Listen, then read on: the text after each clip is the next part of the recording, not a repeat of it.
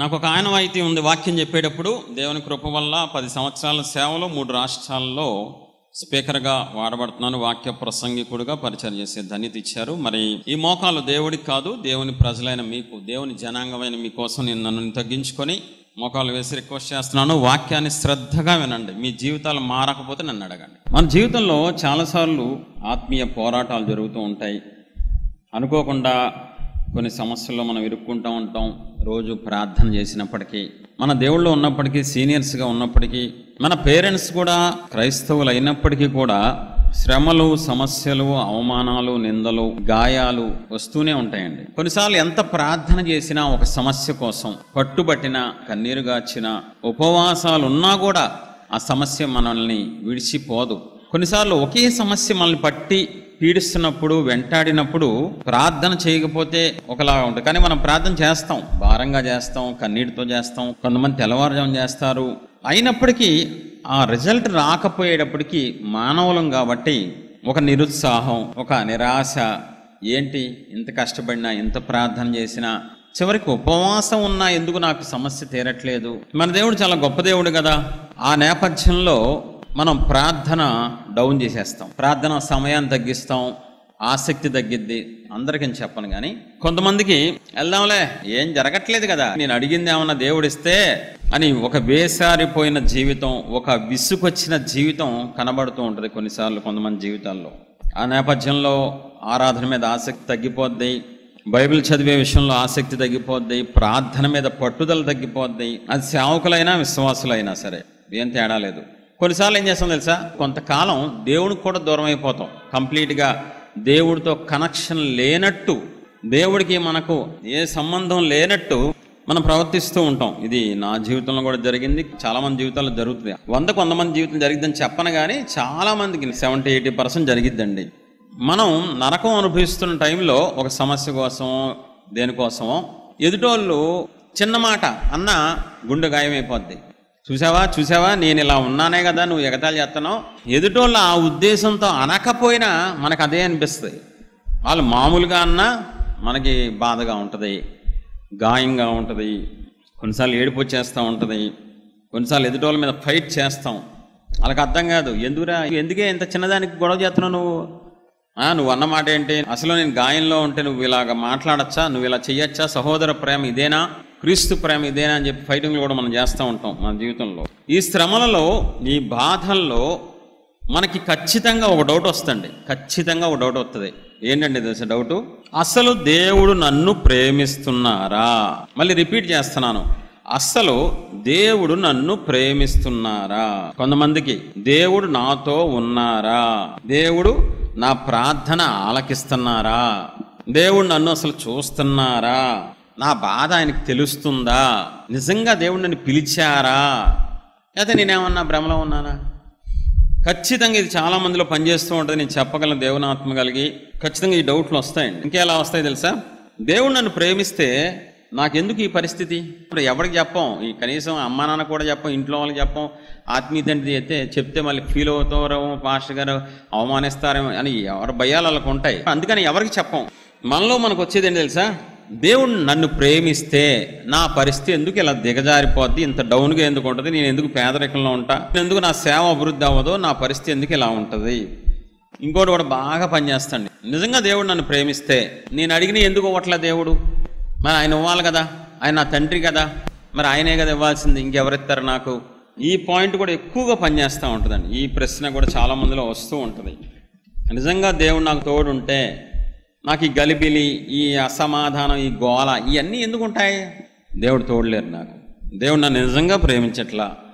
Confirmation వచ్చేస్తండి, మనసులో ముద్రపడిపోతుంది. దేవునికి నేను నచ్చలా, దేవుడు నన్ను ప్రేమించట్లా, దేవుడు నాకు తోడుగా లేరు. ఖచ్చితంగా ఇలాంటివి మీలో పనిచేస్తూ ఉంటాయి.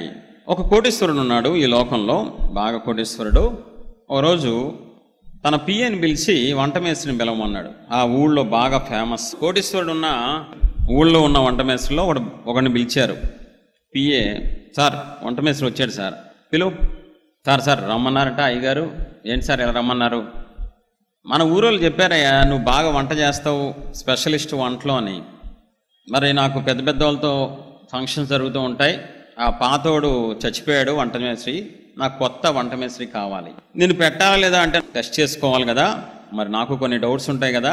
ఒక పని చేయి, రేపు మా పిఏ చేత మనిషిని పంపించి మటను కట్ చేయించి నీకు పంపిస్తాను, మంచిగా రుచికరంగా చేసి నీ ఇంట్లో ఉండు. మాకు 3 ఫ్రెండ్స్ ఉన్నారు, వాళ్ళంటే నాకు ఇష్టం, వాళ్ళ మాట అంటే నాకు ఫిక్స్ అనమాట. 3 ఫ్రెండ్స్ మీ ఇంటికి పంపిస్తాను, ఆ టేస్ట్ చూసి నాకు చెప్తారు. బాగా చేసామని చెప్తే ప్రతిసారి నీకే ఇచ్చేస్తానయ్యా వంట ప్రోగ్రాం. చాలా పెద్ద పెద్ద మీటింగ్స్ జరుగుతాయి, పెద్ద పెద్ద వాళ్ళు వస్తారు, ఎమ్మెల్యేలు ఎంపీలు వస్తారు. అనగానే ఆయన ఆనందానికి అవధులు లేవు. వంట మేస్త్రి పండగ చేసుకుని బాబోయ్ కోటీశ్వరుడు, ఊళ్ళోనే జమీందారు కదా, నాకు ఒక ఆఫర్ వచ్చిందా, దీన్ని జాగ్రత్తగా నేను చేసుకోవాలని చెప్పి, అలాగే అయ్యగారు మీరు ఏం చెప్తే చేస్తాను, వంట చేసి నా టాలెంట్ చూపిస్తానని చెప్పి వెళ్ళిపోతాడు. నెక్స్ట్ డే ఆయన పిఏకి చెప్తే అన్ని ఏర్పాట్లు చేస్తే మధ్యాహ్నం లంచ్ టైంకల్లా మటన్ అంతా రెడీ చేసాడు. తనకు ఎలా వచ్చో అలా చేశాడు. కోటీశ్వరుడు 3 స్నేహితులు పంపించాడు, తినేశారు. సాయంకాలం కోటీశ్వరుడి దగ్గరికి వెళ్ళి, కోటీశ్వరుడు కదా ఫ్రెండ్స్గా అన్న అన్న అని పిలుస్తున్నారు, ఫ్రెండ్సే కానీ అరే చెప్పండి రా. ఫస్ట్ వాడిని అడిగారు, వరస్ట్గా ఉందన్న, దరిద్రంగా ఉన్న కూర, ఆయన పెట్టుకోవద్దు వంట మేస్త్రిగా పోతావు. అరే నువ్వు చెప్పరా రెండోవాడు. చిచ్చే అదే అన్న, ఆడికన్నా నేను బాగా చేస్తానన్న బాబు, నేను ఆడేవాడు వంట మేస్త్రి, ఆడు తిట్టాడు. అరే 3వ ఫ్రెండ్ నువ్వు చెప్పరా, ఆడికి అసలు ఏం రాదన్నా, మేము 3 చెప్తున్నాం కదా, మా 3కి నచ్చలా, అస్సలు బాగా చేయలేదు, దరిద్రంగా ఉందని 3 చెప్పంగానే కోపం వచ్చేసింది. పిలిపించాడు. వీళ్ళు 3 ఉండగానే వీడంతు చూద్దాం, వీడు గొప్పడు అనుకున్న వంట మేస్త్రిని పిలవంగానే, అరే వీళ్ళు 3 బాగాలేదన్నారు, ఏం మనిషివే, మంచి ఛాన్స్ పోగొట్టున్నావు. సార్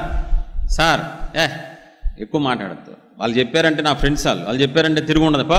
సార్ ఒక్క నిమిషం సార్, బతిలాడుతున్నా ఒక్కసారి, నాకు వేరే మీటింగ్ ఉంది వెళ్ళిపోవాలి, నేను బిజీగా ఉంటాను. సార్ ఒక్క నిమిషం నా మాట ఏనండి సార్. ఏంటో అరుస్తున్నావు, అసలు నా మాట ఏనండి, ఒక్క మాట సార్, ఒక్క మాట మాట్లాడి. కోటీశ్వర్లు మేము ఏం మాట్లాడతాం సార్, మేము పేదవాళ్ళం మేము. చెప్పు ఏడో నీ బాధ ఏంటిరా బాబు చెప్పు. సార్ వీళ్ళు మీ 3 ఫ్రెండ్సా సార్? అవును నా ఫ్రెండ్స్ చిన్నప్పటి నుంచి. ఏం చెప్పారు సార్? నీ వంట దరిద్రంగా ఉందని చెప్పారు సార్. వాళ్ళు వచ్చి ఏం చేశారో అడగండి సార్. ఏం చేయటం ఏముందిరా, మటన్ కూర చూడటానికి కూడా వాళ్ళకి రాదా? కాదు సార్, వాళ్ళు ఏం చేశారో అడగండి సార్. సర్లే ఏడుతున్నావుగా, అరే చెప్పరా. ఫస్ట్ ఫ్రెండ్ చెప్తున్నాడు, వెళ్ళాను కళ్ళతో చూశాను, నచ్చలేదు వచ్చేసాను. కళ్ళతో చూడటం ఏంటిరా, వంట ఎవడన్నా కళ్ళతో చూస్తాడరా? నోర్మి పనికి మాలాడు. నిన్ను నా ఫ్రెండ్ అన్నాను చూసావా, పక్క జరగా. రెండోవాడిని పిలిచాడు, నీకెందుకు నచ్చలేదురా? ముక్కుతో చూశాను. ముక్కుతో చూసావా నువ్వు? ఇది వంటని ముక్కుతో చూస్తావురా నువ్వు? ఇంత దరిద్రులేటరా నా ఫ్రెండ్స్ మీరు. మూడోవాడిని పిలిస్తే చేతిలో వేసుకుని, చెప్పరా బాబు నువ్వు చెప్పు, అని ఎరగదీస్తాను వంట మేస్త్రిని. చేతిలో వేసుకున్నాను, నచ్చలేదు వచ్చాను. ఒరే చేతిలో వేసుకుని ఎవడు నోట్లో పెట్టుకుంటాడు కదరా, వంట టేస్ట్ ఉందా లేదా అని వేసుకోలేదు, నచ్చలేదు. చేతిలో వేస్తే నాకు సరిగ్గా తగలేదు. ఏంటి తగిలేది? 3 వంట మేస్త్రి చేసిన వంటకాన్ని ఎలాగా తెలుసుకుంటున్నారు? ఒకడు కళ్ళతో, ఒకడు ముక్కుతో, ఒకడు చేత్తో. అలా చూస్తారా టేస్ట్ అనేది? భూమి మీద ఎవడైనా అలా టేస్ట్ చూస్తాడండి? పెచ్చగొట్టులు కొట్టాడు తెలుసా కోటీశ్వరుడు. వంట మేస్త్రి ముందు కొడితే, సార్ అలా కొట్టమాకండి సార్. మరి నిన్ను బాధ పెట్టారు కదరా, ఇదిగోండి సార్ వంట చేసేది ఒకటి ఇస్తాను సార్, దీంతో బట్టి కొట్టండి సార్. అంత దారుణమైన మనుషులు ఏంటి సార్ ఇల్లు? అంటే ఇప్పుడు నేనేం చెప్పదలుచుకున్నానంటే, ఆహార పదార్థాలు రుచి చూడటానికి ఒక పద్ధతి అనేది ఏడ్చింది భూమి మీద మానవులకి. ఆ పద్ధతిలోనే మనం రుచి చూసి చెప్పాలి. ఆ పద్ధతి కాకుండా వేరే పద్ధతి వాడితే ఆడిని పిచ్చోడు అంటారు, ఎర్రగడ్డ నుంచి వచ్చేసామంటారు. అదే రీతిగా ఒక డాక్టర్ దగ్గరికి ఒక పేషెంట్ వెళ్ళాడు. పేషెంట్ వెళ్తే, సార్ 15 రోజుల నుంచి జ్వరం తగ్గట్లేదు సార్, కొంచెం దయచేసి టెస్ట్ చేసి చెప్పండి అంటే, నీకు జ్వరం లేదు పో అంటున్నాడు. అదేంటి సార్ టెస్ట్ చేసి చెప్పండి సార్, 15 రోజులు జ్వరం చూడండి కాలిపోతుంది, పో. ఆ డాక్టరు ఎలా చెప్తాడు తెలుసా జ్వరం ఉందో లేదో? ఆ పేషెంట్ కూర్చున్న పద్ధతిని బట్టి చెప్తాడు. స్ట్రైట్గా కూర్చుంటే ఉందంటాడు జ్వరం, ఎలా పడతాలో కూర్చుంటే లేదంటాడు. వీడో తేడా డాక్టర్ అనమాట. అది ఇప్పుడు డాక్టర్ అనేవాడు ఒక పేషెంట్కి రోగం ఉందో లేదో ఎలా తెలుసుకుంటాడు? బ్లడ్ టెస్టు, స్కానింగ్లు, రిపోర్ట్లు ఉంటాయి కదా, టెస్టులు ఉంటాయి కదండి, దాని ద్వారా తెలుసుకుంటాడు. తిక్క డాక్టరు ఫీజు ఎంత ఇచ్చావో దాన్ని బట్టి నీకు రోగం ఉందో చెప్తా, నువ్వు కూర్చున్న దాన్ని బట్టి, నువ్వు వేసుకున్న బట్టలు బట్టి అని చెప్తే ఆ డాక్టర్ని ఏమంటారండి? డాక్టర్ అంటారా? పిచ్చోడ్రా అంటారు. నేను 2 ఎగ్జాంపుల్ మీకు చెప్పాను, చాలా ఇంపార్టెంట్, దీనికి వాక్యానికి లింక్ అయి ఉంది, అందుకే చెప్పా. మనం ఆహార పదార్థాలని రుచి ఉన్నాయా లేదా తెలియాలంటే కొన్ని పద్ధతులు వాడతాం. డాక్టర్ దగ్గరికి వెళ్ళినప్పుడు రోగం ఉందా లేదా అంటే డాక్టర్ కొన్ని పద్ధతులు వాడతాడు, అంతేగాని మనకు నచ్చిన పద్ధతుల్లో మనం చేసుకుంటే అనవసరంగా కొత్త కష్టాలు వస్తాయి, శ్రమలు వస్తాయి. ఈరోజు వాక్య సందేశం ఏంటంటే, దేవుడు నిన్ను ప్రేమిస్తున్నారని నువ్వు ఎలా గుర్తించాలి? దేన్ని బట్టి దేవుడు ఎప్పటికీ ప్రేమిస్తున్నారు మనం కన్ఫర్మ్ చేసుకోవాలి. ఏ విషయాలు బట్టి అర్థమవుతుంది అనుకుంటున్నాను. కొంతమంది క్రైస్తవులు మూర్ఖులు ఉంటారు, నా దేవుడు నాకేం ఇవ్వట్లేదండి, నేను చేయని ప్రార్థన, నేనేమడిగినా ఇవ్వట్లేదు, నేనేంటి సామాన్యంగా ఉన్నాను, గొప్ప వ్యక్తి కావలేదేంటి, కాబట్టి దేవుడు ప్రేమించట్లేదు. ఇంకో గ్రూప్ ఉంటుంది, ఎప్పుడు చూసినా శ్రమలండి, ఎప్పుడు చూసినా బాధలే, ఏం దేవుడు ఎందుకు నమ్ముకున్నా, అనవసరంగా యేసు ప్రభువులోకి వచ్చానే అనవసరంగా. వీళ్ళు ఏమంటారు, శ్రమలు వచ్చినాయి కాబట్టి దేవుడు నన్ను ప్రేమించట్లా. ఇంకో గ్రూపు, నేను గొప్పవాడిని అవ్వలేదు కాబట్టి దేవుడు నన్ను ప్రేమించట్లేదు, నేను అడిగిన ఇవ్వట్లేదు కాబట్టి దేవుడు నన్ను ప్రేమించట్లా. ఇలా కన్ఫర్మ్ చేసుకోవచ్చా? ఇలాగా దేవుడు మనల్ని ప్రేమిస్తున్నారో చెక్ చేసుకునేది ఇలా కాదు కదా. మీకు ఎగ్జాంపుల్ చెప్తే అర్థం అవుతుంది. మానవ నైజం ఎలాంటిదంటే, ట్రైన్లో జనరల్ బోగిలో ఒక ప్యాసింజర్ ఎక్కాడు, బాగా రష్ ట్రైన్, లాంగ్ ట్రైన్, అది గేట్ దగ్గర ఏలాడుతున్నాడు. తప్పదు, ఒకే భోగి ఉంది, జనరల్ భోగి, మగ పిల్లోడు టెన్షన్గా ఏలాడుతున్నాడు. ఏమనుకుంటాడు ఆ టైంలో? లోపలికి వెళ్ళే ఛాన్స్ ఉంటే చాలు అనుకుంటాడు, అంతేనా కదా. లోపలికి వెళ్ళాడు, అప్పుడు ఏమనుకుంటాడు? కూర్చుంటే బాగుండు కదా జనరల్ భోగిలో అనుకుంటాడు. కూర్చున్నాడు ఏమంటాడు? జనరల్ భోగి వెరీ వరస్ట్, రిజర్వేషన్లో కింద కూర్చున్నా బాగుండు అనుకుంటాడు. రిజర్వేషన్లో కూర్చున్నాడు ఏమనుకుంటాడు? కింద కూర్చున్నాడు, అందరూ సీట్లో కూర్చున్నారు, నేనేంట్రా బాబు కింద కూర్చున్నాను అనుకుంటాడు ఆడు. రిజర్వేషన్లో కూర్చున్నాడు ఏమనుకుంటాడు? అది కనుక సైడు ఆర్ఏసీ వచ్చింది అనుకోండి, సీటు ఇద్దరు కలిపి ఒకటి కూర్చున్నాడు అనుకోండి, కాలు జాపుకుంటానికి ఉండదు. ఆడేమనుకుంటాడు? ఫుల్ బర్త్ అయితే బాగుండు, ఆర్ఏసీ పడుకోవచ్చు కదా అలా అనుకుంటాడు. ఆడేమనుకుంటాడు? థర్డ్ ఏసీ అయితే కొంచెం చల్లగా ఉంటుంది కదా ఎండాకాలం అంటాడు ఆడు. ఆడేమనుకుంటాడు? థర్డ్ ఏసీ వాడు, సెకండ్ ఏసీ అయితే కొంచెం బాగుంటుంది కదా. ఆ సెకండ్ ఏసీ వాడు ఏమనుకుంటాడు? ఫస్ట్ ఏసీ వాడు ఉందనుకోండి, ఫస్ట్ ఏసీలో ఆడేమనుకుంటాడు లేదు సార్, ఫస్ట్ ఏసీ వాడు ఇటు రెండు ఉంటాయి, పైన కింద క్యాబిన్ ఉంటుంది.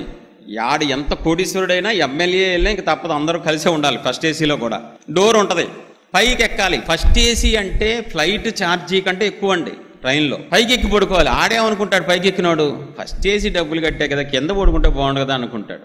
కింద పడుకున్నాడు ఏమనుకుంటాడు?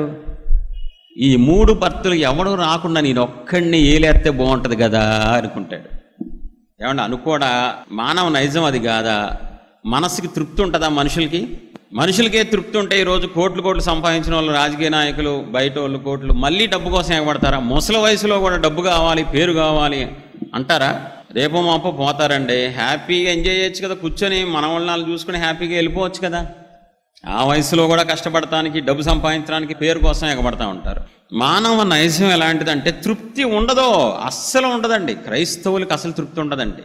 కాబట్టి దేవుడు మనం అడిగినవన్నీ ఇస్తేనే దేవుడు ప్రేమించారంటే పిచ్చితనం. అది ఇవ్వట్లేదు కాబట్టి దేవుడు నన్ను ప్రేమించట్లేదు అంటే అది చాలా అమాయకత్వం, మూర్ఖత్వం అండి. దయచేసి అలా అనుకోవద్దు. నేను మెయిన్ పాయింట్లోకి వచ్చేస్తున్నాను. అసలు దేన్ని బట్టి మనం డిసైడ్ అవ్వాలి, దేన్ని బట్టి చెప్పాలి మనల్ని దేవుడు ప్రేమిస్తాను, ఎలా చెక్ చేసుకోవాలి? బ్లడ్ టెస్ట్ బట్టి రోగం తెలుస్తుంది, నోట్లో నాలుకని బట్టి రుచి తెలుస్తుంది. ఇప్పుడు దేన్ని బట్టి నేను యేసు ప్రభువారు నన్ను ఎప్పటికీ ప్రేమిస్తున్నారు, బాగా ప్రేమిస్తున్నారు, గాఢంగా ప్రేమిస్తున్నారు అని ఏ పద్ధతిని బట్టి తెలుసుకోవాలి? చూద్దాం. ఇక్కడి నుంచి చాలా విలువైన సబ్జెక్టు, దయచేసి శ్రద్ధగా వింటే దేవుడు స్పష్టంగా మీతో మాట్లాడి వింటూ ఉండగానే మీకు స్వస్థ విడుదల వస్తాయి నామంలో, డౌట్ లేదు. ఆదికాండం 3వ అధ్యాయం 1 నుంచి చూద్దాం. దేవుడైన యెహోవా చేసిన సమస్త భూజంతువులలో సర్పం యుక్తిగలదై ఉండెను. అది ఆ స్త్రీతో, ఇది నిజమా? ఈ తోట చెట్లలో దేని ఫలమునైనను మీరు తినకూడదని దేవుడు చెప్పెనా అని అడిగాను. అందుకు స్త్రీ, ఈ తోట చెట్ల ఫలములను మేము తినవచ్చును, అయితే తోట మధ్యనున్న చెట్టు ఫలములను గూర్చి దేవుడు మీరు చావుకున్నట్లు వాటిని తినకూడదనియు వాటిని ముట్టకూడదనియు చెప్పినని సర్పముతో నేను. ఇప్పుడు సాతాను పామును వాడుకొని ఏం మాట్లాడుతున్నాడు? ఇది నిజమా? ఏంటి ఏం నిజం? ఏంటి నువ్వెవరవో అనకుండా అవ్వగారు ఏంటి చెప్పు, అక్కడే గట్టిగా వేసుంటే సరిపోయేది. ఎవడరా నువ్వు అని అంటే బాగుండేది చక్కగా. ఏది నిజం చెప్పు ఒకసారి, నాకు అర్థం కావట్లేదు, కొంచెం క్లారిటీగా చెప్పు. అదంతా అబద్ధమే. నిజమా? మైండ్ చూన్ అయిపోతుంది. సాతాను చెప్పిన మాటలకి ఇలా మైండ్ చూన్ అవుతుందండి. మనసు ఇలా మారుతుంది. ఏం చెప్పారు నీ దేవుడు? ఏం చెప్పారు? అది తింటే చస్తావు, అది తప్ప అన్ని తినమన్నా. చావు నువ్వు నిజంగా చావనా? నువ్వు తినని ఏం జరిగిందో తెలుసా? దేవతగా మారిపోతావు. దేవుడు ఎంత గొప్ప దేవుడు అంటే బైబిల్లో వాడు ఏ టెక్నిక్ వాడతాడో, ఏ కుయుక్తి వాడతాడో, ఎలాగ పడగొడతాడో మనిషిని, దేవుడి దగ్గర నుంచి మనిషిని ఎలా దూరం చేస్తాడో చాలా క్లారిటీగా ఇచ్చారండి బైబిల్లో. మనం అమాయకులం అయినా సేమ్ స్టోరీలో పడిపోతామండి. నేను ఖచ్చితంగా చెప్పగలను, మీలో చాలామంది దగ్గర సాతాను వచ్చి ఇది నిజమా? ఏంటి నిజంగా దేవుడు నిన్ను ప్రేమిస్తున్నారా? నిజంగా ప్రేమిస్తున్నారా? ఆలోచించు ఒకసారి, ఆలోచించో. అంటే నాకు డౌట్ వస్తుంది నువ్వు అంటే. పని కట్టుకొని వచ్చాను నీ దగ్గరికి వచ్చి చెప్తున్నాడు నీ మంచి కోసం ఆలోచించు. నిజంగా దేవుడు నిన్ను ప్రేమిస్తున్నారా? ఎప్పటికీ ప్రేమిస్తున్నారా? అంటే నాకు అప్పుడప్పుడు డౌట్ వస్తూనే ఉంది. సరే నీ క్లారిటీ ఇస్తాను చూడు. మరి సమస్య ఎందుకు తీరట్లా? మరి నీ భర్త ఎందుకు మారట్లేదు? నీ అప్పులు ఎందుకు తీరట్లేదు చెప్పా అని కొన్ని మాటలు సాతాను మీలో పెట్టి బయట నుంచి ఆలోచనిచ్చి ప్రేరేపణించి మీ మనసుని ఎలా చెరిపేశాడు. నేను చెప్పగలను. 2 కొరింథీ 11:3 సర్పము తన కుయుక్తి చేత హవ్వను మోసపరిచినట్లు మీ మనస్సులో చెరపబడి క్రీస్తు ఎడలనున్న సరళత నుండి పవిత్రత నుండి ఎట్లయినను తొలగిపోవునేమో అని భయపడుచున్నాను. ఏమంటున్నాడు తెలుసా? సంఘంతో రాస్తున్నాడు. ఎప్పుడుది అవ్వని కోడ్ చేస్తూ సాతాను కుయుక్తి చేత అవ్వని మనసు చెరిపి క్రీస్తు యొక్క సరళత నుంచి, అంటే దేవుని యొద్ద నుంచి అవ్వని ఇలా లాక్కుని వెళ్ళిపోయాడు మనస్సు చెడిపి. ఒకవేళ మిమ్మల్ని కూడా ఆ సాతానే అవ్వని చెడగొట్టినోడు మిమ్మల్ని కూడా చెడగొడతాడేమో, మిమ్మల్ని కూడా దేవునికి దూరం చేస్తాడేమో అని నాకు భయం వేస్తుంది దైవజనుడుగా. ఈరోజు కూడా నా బాధ అదేనండి. ఈరోజు కూడా ఈ వాక్యం, ఈ భారం, సాతాను ఎక్కడ మిమ్మల్ని చెడగొడతాడో కాదు, చెడ కొట్టేసాడాడు. నేను చెప్పగలను. మొత్తం వాక్యం అయిన తర్వాత మీరే ఏడుస్తారు కూర్చొని. మీలో పెట్టేశాడు ఒక బీజాన్ని, మీలో పెట్టాడు ఒక అనుమానాన్ని. దేవుడు నిన్ను ప్రేమించట్లేదు, నువ్వు అంత భక్తి చేసి హడావుడి చేయొద్దు, డౌన్ అయిపో, భక్తిలో ప్రార్థనలో డౌన్ అవ్వు. ఎందుకు టైం వేస్ట్ చేస్తావు? ఆయన నిన్ను ప్రేమించినప్పుడు, నిన్ను పట్టించుకోనప్పుడు ఎందుకు ఇంత టైం ఎందుకు? అదేదో లోకంలో గడుపు, ఇంట్లో వాళ్ళతో గడుపు, సరదాగా టీవీ చూడే అని స్లోగా ఎలాంటి అవ్వని ఎలాగ దిగజార్చాడండి సాతానుగాడు. నేను అటు చూడను, ఆ పండు చూడను కనీసం అన్న పర్ఫెక్ట్గా సమర్పణ కలిగిన అవ్వని తన చేత్తో తనే లాక్కునేలా చేశాడండి. ప్రేరేపించి అతనేమి బలవంతంగా చేయించడు, అవ్వ అవకాశం ఇచ్చింది. సేమ్ ఈరోజు కూడా అంతే, బయట నుంచి ప్రేరేపిస్తాడు. నిన్ను దేవుడు ప్రేమించట్లా. నా బాధ కూడా అంతే. ప్రేమించే దేవుణ్ణి ప్రేమించట్లేదంటే ఎంత దారుణం అండి, ఎంత బాధ అండి. దేవుడి గురించి తెలుసు, మనుషుల గురించి తెలుసు, సాతాను గురించి తెలుసు. ఎందుకంటే ఆయన లాస్ట్లో పెడతా నాకు ఇష్టం. అటు లాస్ట్ పనికిమాలడు కాబట్టి ఫస్ట్ దేవుని పెట్టుకోవాలి. ఇప్పుడు చూడండి ఒకసారి జాగ్రత్తగా. యూదా ఇస్కరియోతు తెలుసా మీకు? స్టెప్ వైజ్గా జరిగింది. మీకు తెలుసా ఆ విషయం? యూదా ఇస్కరియోతుకి బయట ఉండి సాతానుగాడు ఒక ఆలోచన ఇచ్చాడు. బైబిల్లో ఉంటుంది, తర్వాత చదువుకోండి. ఆలోచన ముందే పుట్టించాను యూదా ఇస్కరియోతులోకి. బయట ఉండి ఒక ఆలోచన వేశాడు, అమ్మేసేయచ్చు కదా. ఆ ఆలోచన యూదా ఇస్కరియోతు దాన్ని ఏం చేశాడు? అంగీకరించాడు. సాతాను పెట్టిన ఆలోచనని ఏకీభవించాడు. ఎవరైనా వచ్చి క్రైస్తవులు సినిమాకి వెళ్దాం వస్తావా? హాల్లోకి ఎవరు చూడరు, పర్వాలేదా పదా అంటే ఏకీభించినట్టేగా. నువ్వేం చేయాలి? నేను సినిమాకి రావడం జనాలు, నేను రాను పో, క్రైస్తవుని సినిమా చూడండి పో అంటే ఖండించినట్టు. యూదా ఇస్కరియోతు ఏం చేశాడు? సాతాను ఆలోచన ఏకీభవించాడు. ఏకీభవించగానే సాతానికి పవర్ వచ్చింది. బయట ఉన్నోడు కాస్త లోపలికి వచ్చాడు. ముక్క పుచ్చుకోగానే వానిలో ప్రవేశించాను. బయట ఉండి ప్లాన్ చేశాడు, బయట ఉండి ఆలోచన ఇచ్చాడు. అది సక్సెస్ అయింది. ఎందుకని? యోధా గారు అయ్యగారు శిష్యుడై ఉండి ఏకీభవించాడు ఆలోచనకి, సాతాను ఆలోచనకి. లోపలికి వచ్చి ఏం చేశాడు? తీసుకెళ్ళిపోయాడు, పెద్దవాళ్ళ దగ్గరికి తీసుకెళ్ళిపోయాడు, అమ్మేశాడు. ఇప్పుడు నాకు డౌట్ ఏంటి చెప్పనా? అతనే అమ్మేశాడు కదా యూదా ఇస్కరియోతు, బలవంతంగా ఏం కాదు కదా. అమ్మేసినప్పుడు మళ్ళీ డబ్బులు తీసుకొచ్చి నాకు వద్దంటాడేంటి? అతనే కదండి అమ్మేసింది, ఇష్టపడి అమ్మేశాడు, 30 విన్నానాలు మాట్లాడుకున్నాడు, ఒక టైం వచ్చినప్పుడు తీసుకెళ్ళిపోయాడు, ఇదిగో చూపించాడు, అంతా ఓకే కదా. మళ్ళీ తర్వాత వద్దు నా ప్రభు నాకు కావాలి బాబు, నాకు తప్పు చేశాను అని ఏడుస్తాడేంటి వెళ్ళి? అక్కడ ఏం జరిగిందో తెలుసా మీకు? మర్మం చెప్తే షాక్ అవుతారు. అక్కడ మర్మం ఏంటో తెలుసా? లోపలికి వచ్చినప్పుడు యూదా ఇస్కరియోతులకు సాతానుగాడు వచ్చినప్పుడు లోపలుండి యూదా ఇస్కరియోతు చేతుల మీదగానే యేసు ప్రభు వారిని అమ్మేసేలా చేసాడండి. అవంగానే పని వెళ్ళిపోయాడు, బయటికి వెళ్ళిపోయాడు. చాలాసార్లు మిమ్మల్ని వాడుకొని మనుషులు చూసారా? అవసరానికి వాడుకొని రోడ్డు చివరిదా తీసుకెళ్ళి డబ్బులు వాడుకొని తర్వాత పోరా పనుందరా నాకు అని చెప్పి వెళ్ళిపోతారు చూసారా ఫ్రెండ్స్? అలా సాతానుగాడు యూదా ఇస్కరియోతు వాడుకొని చివరిలో ఆడు వెళ్ళిపోగానే తన ఫీలింగ్ తనకు వచ్చేసింది, ఇదేంటి నేనే కదా, మామూలుగా అతనే కదా, కానీ ఇతను ఫీల్ అవుతున్నాడు, పశ్చాత్తాపడుతున్నాడు, ఏడుస్తున్నాడండి యూదా ఇస్కరియోతు. నువ్వు గనక యూదా ఇస్కరియోతులోగా సాతానికి అవకాశం ఇస్తే ఆలోచన పెడతాడు. 2వ స్టెప్పు లోపలికి వస్తాడు, 3వ స్టెప్పు చెయ్యరాని పనులన్నీ చేయించేస్తాడు. గ్యారంటీ చెప్తున్నా, మీ కాళ్ళు పట్టుకుంటున్నా, అడుక్కుంటున్నాను, సాతానికి అవకాశం వద్దు. ఒక్క రోజులోనే మిమ్మల్ని తీసుకెళ్ళి నరకాన్ని దోసేస్తాడు. చాలా డేంజరస్ ఫెలో సాతానుగాడు. అక్కడ అవ్వని, మహిమ గల అవ్వని పడగొట్టేశాడు కుయుక్తి చేత. యూదా ఇస్కరియోతు సింహాసనం తెలుసా పరలోకంలో? చేతులారా పోగొట్టుకున్నాడు సాతానికి ఏకీపించి, చేతులారా. మీరు కొద్దిగా చోటిస్తాడు, ఎక్కువ తీసేసుకుంటాడు. అందుకని అపవాదికి చోటు ఇయ్యకూడి అని స్పష్టంగా ఉంటుందండి. దయచేసి అపవాది ఎవడి మృంగుదునా అని చెప్పి వాడు దివారాత్రులు సమయం ఎక్కువ లేదని రాకడ సమీపిస్తున్నాడు తెలుసు.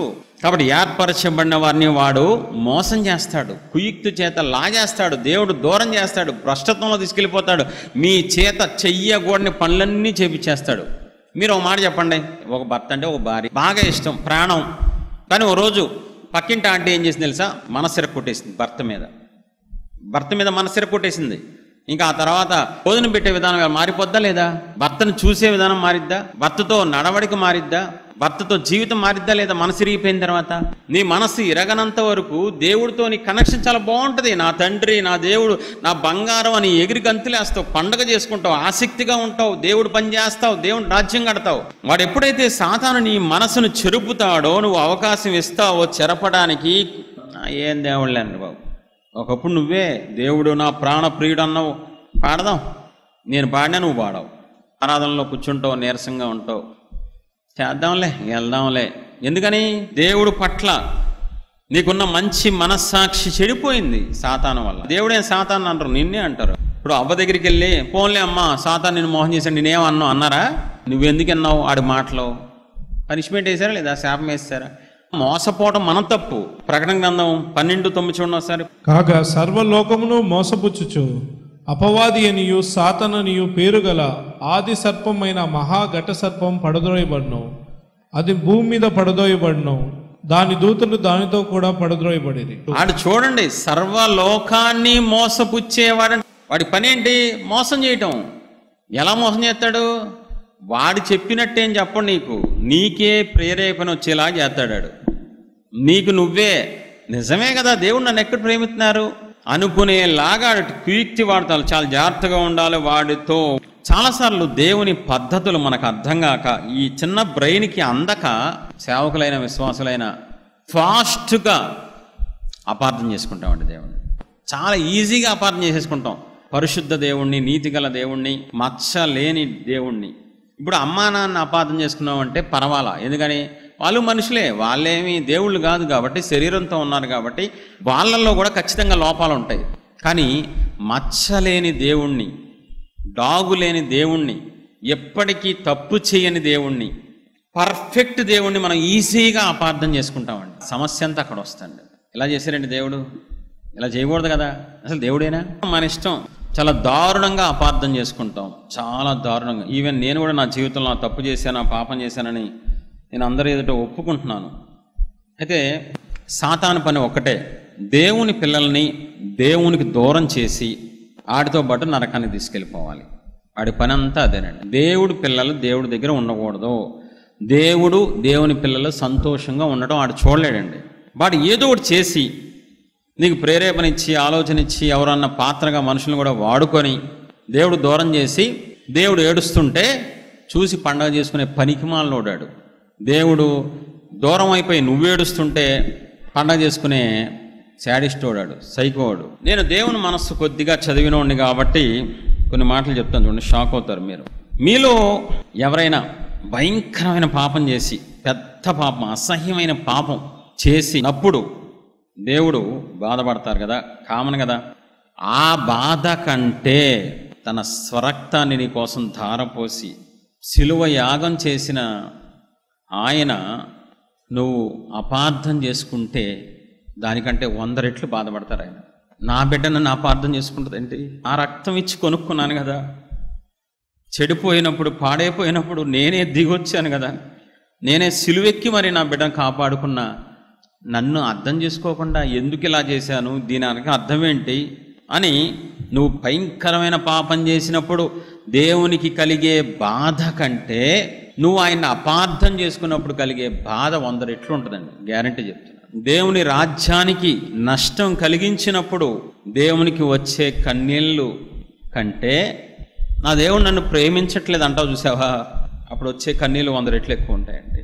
తట్టుకోలేరండి, ఆయన సున్నితమైన దేవుడు కదా, ప్రేమనే స్వరూపంగా కలిగిన దేవుడు, నీకు దూరంగా ఉండలేక నీలోకే వచ్చేసిన దేవుడు. నువ్వు పాపివని తెలుసు, పాపాన్ని చూడలేరు ఆయన, పాపాన్ని భరించలేరు, పాపం ఉన్న చోట ఉండలేని ఆయన నీలోకి వచ్చి నిన్ను నడిపించి ఆయనతో పాటు నిన్ను పరలోకం తీసుకెళ్దాం అనుకున్న తండ్రి నీలో ఉండగానే పరిశుద్ధ దేవుడు నన్ను ప్రేమించట్లేదే ఆహా అని ఒక స్టేట్మెంట్ వేయంగానే అని గుండె ముక్కలు అయిపోద్దండి. ఒకే బాణం గుచ్చుకుంటేనే తట్టుకోలేం, గుండెకి 100 బాణాలు గుచ్చితే యేసయ్య మనస్సు ముక్కలు అయిపోద్ది. నేను ప్రేమించట్లేదా గుండె తట్టుకోలేదండి. కాబట్టి అది అనుభవిస్తే కానీ అర్థం కాదండి. చాలామంది క్రైస్తవులు దేవుని వైపుకి వెళ్ళటం, దేవుని బాధ ఏంటి అని అర్థం చేసుకోవడం ఏం ఉండదండి. నా బాధ, నా జీవితం, నేను, నా కుటుంబం, ఇదే గోల కానీ పొద్దు లేచిన కానీ ఇదే దరిద్రం అండి. అయ్యో ఆయనకు మనసు ఉంది, ఆయనకు గాయం అవుద్ది, ఆయన ఏడుస్తారు, ఆయన బాధపడతారు, ఆయన పశ్చాత్తాపడతారు అని ఉంటుంది బైబిల్లో. మరి ఎందుకు కనబడవో క్రైస్తవులకు అర్థం కాదండి. పరిశుద్ధాత్మను దుఃఖపరచకుడి. బాధ వేరు, దుఃఖం వేరు. బాధ కంటే హై రేంజ్ దుఃఖం, బాధకి నెక్స్ట్ లెవెల్ దుఃఖం అండి. ఆయన దుఃఖపడతారేమో, నేను అలా మాట్లాడితే ఆయన బాధపడతారు. ప్రభువా నేను డిస్టర్బ్ అయ్యాను, సాతాను ఆలోచన వల్ల నన్ను మళ్ళీ సెట్ చేయండి, మీరు నన్ను ప్రేమించట్లేదు అనుకుంటున్నాను, నాకు తెలియట్లేదు, తేడా వచ్చేస్తుంది ప్రభువా, ఆసక్తి తగ్గిపోతుంది. అడగటాలు ఏమి ఉండవండి. సాతాను గారు చెప్పడం, ఎవడన్నా మనిషి వచ్చి ఎందుకు ఈ భక్తి, ఎందుకు, ఏం ప్రేమిస్తున్నాడు దేవుడు నీకు అనగానే నిజమేనేమో అని కన్ఫర్మేషన్ తీసుకోవటం. దయచేసి సాతానికి అవకాశం వద్దు. నేను మీకు కొన్ని పద్ధతులు చెప్తా, దాన్ని బట్టి ఇప్పుడు మీరు చెక్ చేసుకోండి దేవుడు మిమ్మల్ని ప్రేమిస్తున్నారా లేదా. ఎట్టుగా నేను నోటితో చెప్పను, వాక్యం చూపించి స్పష్టంగా నిజంగా దేవుడు మిమ్మల్ని ప్రేమిస్తున్నారా లేదా, మీరు భ్రమలో ఉన్నారా, సాతాను చెప్పింది నిజమేనా, లేక మిమ్మల్ని ఆడు మోసం చేశాడా, క్లారిటీకి వచ్చేయండి. ఫస్ట్ చూపిస్తాను చూడండి, చాలా విలువైంది. ఇర్మియా గ్రంథం 31:3. దీన్ని బట్టి అర్థమవుతుంది దేవుడు మనల్ని ప్రేమిస్తున్నారా లేదా. చాలా కాలం క్రిందట యెహోవా నాకు ప్రత్యక్షమై ఇట్లా, నేను శాశ్వతమైన ప్రేమతో నేను నిన్ను ప్రేమించున్నాను గనుక విడువక నీ ఎడల కృప చూపుచున్నాను. దీన్ని ఎప్పుడైనా ధ్యానించారా మీరు? దీంట్లో చాలా మర్మం ఉంటుందండి, చాలా విలువైన పాయింట్ ఉంటుంది. ఇప్పుడు దేవుని పిల్లరా దయచేసి శ్రద్ధగా వినాలి. శాశ్వతమైన ప్రేమతో నేను నిన్ను ప్రేమించుచున్నాను, అక్కడ వరకు ఉంటే బాగుండేదండి. కానీ దాని తర్వాత కూడా ఉంది, ప్రేమించున్నాను కనుక విడువక నీ ఎడల కృప చూపిస్తున్నాను. ఈ విడువక ఉంది చూసారా, ఇదే 100 కోట్ల సబ్జెక్ట్ అండి. దానికి ఎగ్జాంపుల్ చెప్తాను చూడండి. మనం అంటూ ఉంటాం, రే నేను విడిచిపెట్టేద్దాం అనుకున్నాను రా, నీ వ్యక్తిత్వం నచ్చలా, నేను ఊరు తీసుకెళ్ళకూడదు అనుకున్నాను, సర్లే ఏడుస్తున్నామని తీసుకెళ్ళాను మొన్న, తెలుసా నీకు ఆ విషయం? అవునా, నచ్చలేదురా అందుకని వదిలేద్దాం అనుకున్నాను. నేను చాలాసార్లు మనం ఈ పదాలు వాడుతూ ఉంటాం. నేను టీంలో తీసేద్దాం అనుకున్నా, సర్లే మీకు అమ్మా నాన్న లేరుగా, అనాథం అని వదిలేశాను, మామూలుగా అయితే ఉంచుకోవడం నాకు ఇష్టం లేదు అని మనం చాలాసార్లు అన్నాం, మనుషులతో వింటూ ఉంటాం. ఇప్పుడు దేవుడు ఏమంటున్నారు తెలుసా, నేను నిన్ను ప్రేమిస్తున్నాను కనుక విడవట్లేదు. విడిచే అవకాశం ఉంది, విడిచిపెట్టే పరిస్థితి వచ్చింది, కానీ నేను నిన్ను విడవట్లేదు. మనం పాపంలో ఉన్నా, శాపంలో ఉన్నా, భ్రష్టత్వంలో ఉన్నా కూడా దేవుడు మనల్ని విడిచిపెడితే వేరేగా ఉండదు పరిస్థితి. విడిచిపెట్టే ఎంతే సంగతులు. పరదేశంలో పాట పాడాలి మన కోసం. విడిచిపెట్టమంటే అది వేరే లెక్కండి. విడువక మన ఎడల ఆయన కృప చూపిస్తున్నారు. కాబట్టి ఆయన లెక్క ఎలా ఉంటుంది తెలుసా? నువ్వు పాపంలో ఉన్నా, శాపంలో ఉన్నా, ఆయన మాట వినకపోయినా ఆయన తీరు ఎలా ఉంటుందంటే, నా బిడ్డే కదా, నా స్వరూపం కదా, నా పోలిక. ఇవాళ కదా రేపు మాట్లాడు. మీకు గుర్తుందా ఓ మాట? పేతురుతో యేసు ప్రభువారు అంటారు, పేతురు నీ మనస్సు మారాక వీళ్ళందరినీ బలపరచు. అలా ఎందుకు అనాలి? ఇప్పుడు నువ్వు నా శిష్యుడు అయితే ఇవ్వాలి, వాళ్ళందరినీ మార్చరా అనొచ్చు కదా. మనకి స్వేచ్ఛ ఇచ్చే దేవుడు అండి, మనకి విలువ ఇచ్చే దేవుడు. ఇంట్లో వాళ్ళకి విలువ ఇవ్వకపోవచ్చు, కానీ దేవుడు నీకు విలువ ఇస్తున్నారు, గుర్తుపెట్టుకో. పేతురుకి స్వేచ్ఛ ఇచ్చి నీ మనసు మారేదాకా నేను ఆగుతా. బా, ఎంత గొప్ప దేవుడు! ఎంత చిన్న వ్యక్తులమైన మనకి, అల్పులమైన మనకి నీ మనసు మారాక వాళ్ళందరినీ స్థిరపరచు. మనకి విలువిచ్చే దేవుడు, సహనంతో ఓర్పుతో మనల్ని భరించే దేవుడు అండి. కాబట్టి దయచేసి అపార్థం చేసుకోవద్దు, దేవుణ్ణి అపార్థం చేసుకోవద్దు. ప్రేమిస్తున్నారు లేదా మనకి ఎలా తెలుస్తుందంటే, ఆయన మనల్ని విడిచిపెట్టకుండా ఎప్పటికప్పుడు కాపాడుతున్నారు, రక్షిస్తున్నారు, ఆదరిస్తున్నారు, బలపరుస్తున్నారు, ఇవన్నీ చేస్తున్నారండి. ఆత్మస్వరూపి కాబట్టి ఆయన స్వరం వినే అనుభవం మీకు లేదు కాబట్టి అనుమానాలు వస్తాయి. సాతాను గారు దాన్ని వాడుకొని డిస్టర్బ్ చేస్తాడు. అవునా కదా? సరే ఆలోచించండి. మనం పాపంలో ఉన్నప్పుడు వదిలేస్తే ఇప్పటికి ఉండేవాళ్ళమా చెప్పండి? శాపంలో ఉన్నామను. ఆదామవ్వ పాపం చేసినంత శాపగ్రస్తులు అయిపోయిన తర్వాత దేవుడు వదిలేశాడా? చర్మపు చొక్కాలు ఎవరు చేయించారండి? నన్ను ఎదిరించారా, తిరుగుబాటు చేశారు. నేను ఇన్ని ఫెసిలిటీస్ ఇస్తే మీరేం చేశారు? సమాధానం అడ్డగోలుగా చెప్పారు. అన్నారా? ఆయన పరిశుద్ధుడు గనక పాపానికి శిక్ష వేయకుండా ఉండలేకపోయారు. తండ్రి గనక వాళ్ళకి చర్మపు చొక్కాలు చేయించకుండా ఉండలేకపోయారు. ఆయన పరిశుద్ధ దేవుడు, అదే టైంలో మనకి తండ్రి, మనల్ని సృష్టించిన తండ్రి, కన్న తండ్రి. మనందరం సేవకునే, నేను కూడా అనేస్తున్నాను. అన్ని విషయాల్లో మాట వింటున్నాం మనం? అన్ని విషయాల్లో దేవుడికి లోబడుతున్నామా? పర్ఫెక్ట్గా జీవిస్తున్నామా? పరిశుద్ధంగా, ఎక్కడ తప్పిపోకుండా నిత్యము ప్రేమించే దేవుడు అండి. నిత్యము ప్రతి సెకను కూడా శాశ్వతమైన ప్రేమతో ప్రేమించే దేవుడిని మనం కలిగి ఉన్నాం. ఇప్పుడు చెక్ చేసుకోండి, నేను కొన్ని చూపిస్తున్నాను. దేవుడు మనల్ని ప్రేమిస్తున్నారా లేదా శ్రద్ధగా చెక్ చేసుకోండి. దేవుడు స్పష్టంగా వాక్యం అయ్యే లోపల మీకు హృదయం తెరవబడిద్ది. ఆయన మీద కొత్త ప్రేమ పుట్టి దేశేనామం మీకు. యోహాను సువార్త 10వ అధ్యాయం 10వ వచనం. దొంగతనమును, హత్యను, నాశనం చేయుటకు వచ్చును గాని మరి దేనికిని రాడు. దొంగతనానికి, నాశనానికి, హత్యకి వస్తాడు. సాతాను గారు దేనికి వస్తాడండి? మనుషుల దగ్గరికి దేవుడిచ్చిన రక్షణ, సంతోషం, సమాధానం దొంగతనం చేయడానికి, మనుషుల్ని నాశనం చేయడానికి, ముఖ్యంగా హత్య చేయడానికి వస్తాడు. ఒకసారి గుర్తు చేసుకోండి, సూసైడ్లు ఎలా జరుగుతున్నాయి భూమి మీద. 10th క్లాస్ ఫెయిల్ అయితే చచ్చిపోవాలండి? మళ్ళీ చదువుకోకూడదా? లవ్లో ఫెయిల్ అయితే చచ్చిపోవాలా? ఆస్తి పోతే చచ్చిపోవాలా? పరువు పోతే చచ్చిపోవాలా? వేరే ఊరిలో బతకూడదా? ప్రాణం విలువైంది కాదా మనిషికి అన్నిటికంటే? మరి చాలా సిల్లీ రీజన్స్తో చాలామంది సూసైడ్తో చచ్చిపోతే మరి నువ్వెందుకు చచ్చిపోలేదు? నేను అడిగే ప్రశ్న. మీ జీవితంలో ఎన్నోసార్లు సూసైడ్ థాట్స్ వచ్చినాయి మీకు, ఎన్నోసార్లు విసిగిపోయారు, ఇంకా వద్దు ఈ జీవితం, ఇంకా నా వల్ల కాదు, ఈ మొగుడు భరించే ఓపిక నాకు లేదు, ఈ రోగం తట్టుకునే శక్తి నాకు లేదు. మరి ఎన్నోసార్లు సూసైడ్ థాట్స్ వచ్చినప్పుడు కొంతమంది సూసైడ్ అటెంప్ట్ కూడా చేశారు, దగ్గర దాకా వెళ్ళారు, ప్రయత్నం చేశారు. మరి ఎలా బ్రతుకున్నారు? మీరు ఫిక్స్ అయిపోయారు చచ్చిపోదామని. మీరు అనుకున్నప్పుడు మీరు చచ్చిపోతారు గ్యారంటీగా. భూమి మీద ఎవడో ఆపలేడు. బతకాలంటే కష్టంగా, చచ్చిపోవాలంటే ఏముందండి? నా జీవితంలో దేవుని ఎదురు చెప్తున్నా, ఇప్పుడు నాకు 45 ఇయర్స్.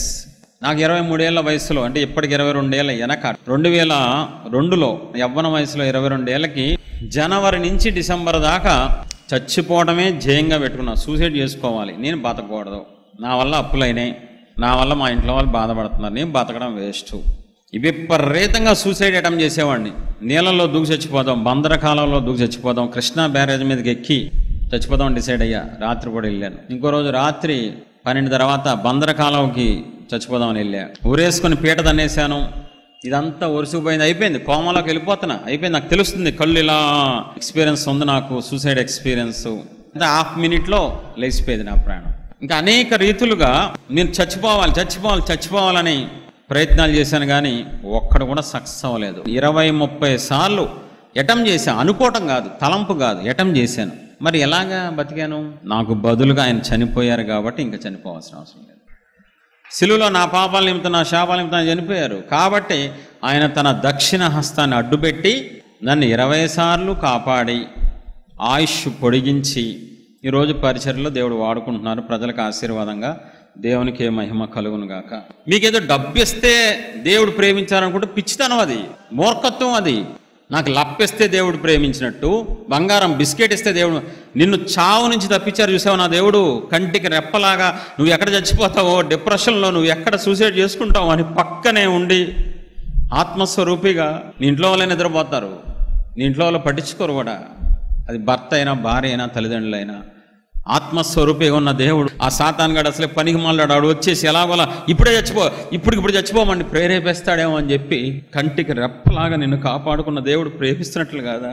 అలాగ సూసైడ్ నుంచి తప్పించబడిన వ్యక్తి వేలెత్తి చూపించి నువ్వు దేవుడు అయితే నన్ను ఎందుకు ప్రేమించట్లా, నువ్వు ప్రేమస్వరూపి కాదు అని వేలు చూపించినప్పుడు ఆయన గుండెల్లో గుణపాలు దిగిపోతాయండి. కొన్ని పద్ధతులు ఉంటాయండి దేవుడు మనల్ని ప్రేమిస్తున్నారా లేదా తెలుసుకుంటానికి. నేను ఎమ్మెల్యే చైర్లో కూర్చోబెట్టకపోతే నా దేవుడు నన్ను ప్రేమించట్లేదంటే పిచ్చితనం అవుతుంది. ఎన్నిసార్లు మనల్ని సూసైడ్ నుంచి కాపాడేది, ఎన్నిసార్లు ఆలోచన నుంచి, ఎన్నిసార్లు ఆ ప్రయత్నం నుంచి, ఎన్నిసార్లు అవన్నీ గుర్తున్నాయి మీ హృదయంలో? నా ప్రాణమా యెహోవాను సన్నుతించుము, ఆయన చేసిన ఉపకారంలో దేనిని మరువద్దో, మరిచిపోతే నువ్వు చచ్చిపోతావు, ఆత్మలో చచ్చిపోతావు. మరిచిపోయిన రోజే మనకి గర్వం వస్తుంది, దేవుడి మీద ప్రేమ చల్లారిపోద్ది. ఎప్పుడుదండి? 23 ఏళ్ళ కింద సూసైడ్స్ అండి నేను అటెంప్ట్ చేసింది. ఇప్పుడు కాదు, ఇప్పటికి నా గుండెల్లో ఉన్నాయి ఆ దేవుడు చేసిన మేళ్ళు, నా హృదయంలో భద్రపరుచుకున్న ఆయన చేసిన ఉపకారాన్ని, ప్రేమని. మరి మీ పరిస్థితి ఏంటి? సూసైడ్ నుంచి తప్పించబడతామంటే చిన్న విషయమా? ఆ రోజు చచ్చిపోయింటే అగ్నిగుండానికి డైరెక్ట్గా వెళ్ళిపోయేవాళ్ళు. ఆర్తనాదాలు, ధనవంతులు ఆర్తనాదాలు చేస్తున్నాడు, బాబోయ్ యాతన భరించలేకపోతున్నాను. దేవుడు గనక అడ్డుపడకపోతే ప్రేమతో, అదే మాట ఉంటుంది ఇర్మియాలో, మనం చదువుకున్నాం, నేను నిన్ను ప్రేమిస్తున్నాను కనుక విడువక, నీ చెయ్యి విడువక నీ ఎడల కృప చూపిస్తున్నాను. నేను విడిచిపెడితే సాతానుగాడు ఈ పాటి చంపేసేవాడు. నేను విడవలా, నీ తండ్రిని కాబట్టి, నీ దేవుణ్ణి కాబట్టి, రక్షకుణ్ణి కాబట్టి అలా చెయ్యి పట్టుకొని నేను కాపాడుకొని ఆ తాటు పోయేదాకా. అంత గొప్ప ప్రేమ అండి ఆయనది, అంత గొప్ప ప్రేమ. రెండోది, మనం ఎలా చెక్ చేసుకోవాలి దేవుడు నిజంగా మనం ప్రేమిస్తున్నారని? యాక్సిడెంట్ల నుంచి అండి, ఎటు చూసినా యాక్సిడెంట్లే. కోటీశ్వర్లు యాక్సిడెంట్లు, పెద్ద పెద్దవాళ్ళు, డబ్బున్నోళ్ళు, ఎన్ని ఫెసిలిటీస్ పెట్టుకున్నా, కార్లో ఎన్ని రకాల బెలూన్స్ పెట్టుకున్నా, పేపర్ చూడాలంటే భయం, న్యూస్ చూడాలంటే భయం. వాళ్ళు యాక్సిడెంట్, వీళ్ళు యాక్సిడెంట్, పిల్లలు చచ్చిపోయారు, పెద్దలు చచ్చిపోయారు, కాలేజీ బస్సు పడిపోయింది. ఎన్నిసార్లు కాపాడారు నేను యాక్సిడెంట్ నుంచి? నీ పక్క నుంచి ఎన్నిసార్లు వెళ్ళిపోయింది లారీ, గుర్తుందా? యేసేనామంలో ఒత్తుకొచ్చునుగా. ఎన్నిసార్లు అండి దేవుడు నిన్ను కంటికి రెప్పలా కాపాడారు. అదంతా ప్రేమ కాదా? అదంతా నీ మీద ప్రేమతోనే కదా కాపాడుకున్నారు. అవి గుర్తు రావట్లేదా? మరి ఒకసారి చూసుకోండి. మరణపు రోగాల నుంచి దేవుడు మనల్ని కాపాడలేదా? మరణపు రోగాలు చిన్న చిన్నవి కాదు, జ్వరం, దగ్గు కాదు, ఇంకా అయిపోయింది. డాక్టర్లు అన్నారు, అరే నువ్వు బతకవు ఇంకా, అమ్మా నువ్వు ఇంట్లో చెప్పేసుకో. ఎన్ని మరణపు రోగాల నుంచి, కరోనా నుంచి ఎంతమందిని కాపాడారు నాకు తెలియదండి. నన్ను కాపాడారు, అయిపోయింది నా పని. నాకు అసలే హెల్త్ ఇష్యూ ఉంటుంది, మంచి ఆరోగ్యం నాకు లేదు. 3-4 ఏళ్ళ కిందట అనుకుంటా కరోనా వచ్చింది. అపోలో హాస్పిటల్కి వెళ్ళిపోయాను, ఐసీయూలో. సీన్ అయిపోయింది అనుకున్నాను. దేవుని కృప వల్ల, నాయకత్వం, విజ్ఞాపనం బట్టి ఆ తర్వాత బ్రహ్మాండంగా పరిచర్లో వాడబడ్డాను కరోనా తర్వాత కూడా. అంతేకాదు మళ్ళీ దాని తర్వాత 2 ఏళ్ళ తర్వాత మళ్ళీ అదే అపోలో హాస్పిటల్, మళ్ళీ అదే డాక్టర్ దగ్గరికి వెళ్ళి మళ్ళీ ఐసీయూలోకి వెళ్ళిపోయా. బ్లడ్ క్లాట్ అయిపోయి కోమాలోకి వెళ్ళిపోయి తావు బతుకుల దాకా వెళ్ళిపోయాను. డాక్టర్లు కూడా చెప్పలేమని చెప్పారు. మరి మళ్ళీ అక్కడి నుంచి దేవుడు కృపను బట్టి, నాయకురాలు కన్నీటి ప్రార్థన, విజ్ఞాపనం బట్టి మళ్ళీ బయట తీసుకొచ్చి దేవుడు అంతకుముందు కంటే బలంగా దేవుడు నన్ను వాడుకున్నారండి. మరి మీకు గుర్తున్నాయా ఎన్ని మరణపు రోగాల నుంచి దేవుడు మన తండ్రి మిమ్మల్ని కాపాడారు? అవన్నీ గుర్తుపెట్టుకోవాలి. డబ్బేదో ఇవ్వలేదనో, బంగారం అనో, పెద్ద ఉద్యోగం ఇవ్వలేదనో అలా క్యాలిక్యులేట్ చేసుకోకూడదు దేవుని ప్రేమను. ఎప్పుడు నీకు అవసరమైతే ఏదైనా ఇస్తారా ఆయన? ఒకసారి తలపోసుకోండి. దేవుని యొక్క ప్రేమ ఏ కోణంలో చూసుకోవాలి, ఏ పద్ధతుల్లో పరీక్షించుకోవాలి దేవుడు మనల్ని ప్రేమిస్తున్నారా లేదు. ఇంకో మాట చెప్పనా, ఎటు చూసినా మాంత్రికులండి. ఏం పాస్టర్ నువ్వు వైజాగ్ నుంచి వచ్చి మాంత్రికులు అంటారు. ప్రకటన ఏంటి, బైబిల్ చూపిస్తాను. ప్రకటన లాస్ట్ అధ్యాయం ఏంటి, 22:15. కుక్కలను, మాంత్రికులను, వ్యభిచారులను, నరహంతకులను, విగ్రహారాధకులను, అబద్ధమును ప్రేమించి జరిగించి ప్రతి వాడును. ఎన్ని గ్రూపులు ఉన్నాయి తమ్ముడు అక్కడ? 6 గ్రూపులు. చదువు, 6 గ్రూపులు చదువు. కుక్కలను, మాంత్రికులను, వ్యభిచారులను, నరహంతకులను, విగ్రహారాధికులను, అబద్ధమును ప్రేమించి జరిగించువాడును. మీకు క్లారిటీ ఇస్తాను. చాలామంది బోధల్లో మాంత్రికులు లేరు, ఈ కాలంలో ఉండరు. మరి ప్రకటనలో ఎందుకు ఉండాలి? పాత నిబంధనలో ఉంటే కొట్టేద్దాం. తీసుకెళ్లి ప్రకటనలో ఎందుకు పెట్టారు? ఫస్ట్ కుక్కలు అంటే ఏంటి? కుక్క లాంటి స్వభావం అని పేతురు అంటాడు. అది పెద్ద సబ్జెక్టు.